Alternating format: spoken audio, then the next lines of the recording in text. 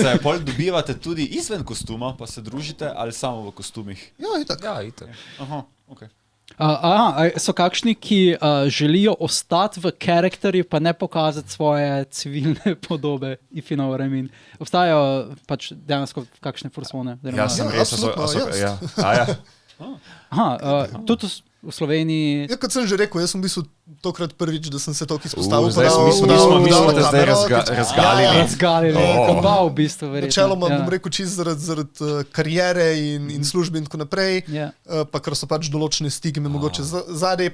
Zakaj bi riskiral pač nek awkward talk s svojim šefom v neki točki, če pač lahko nekako ostaneš anonimen. Na koncu zveš, da so tvoj šef.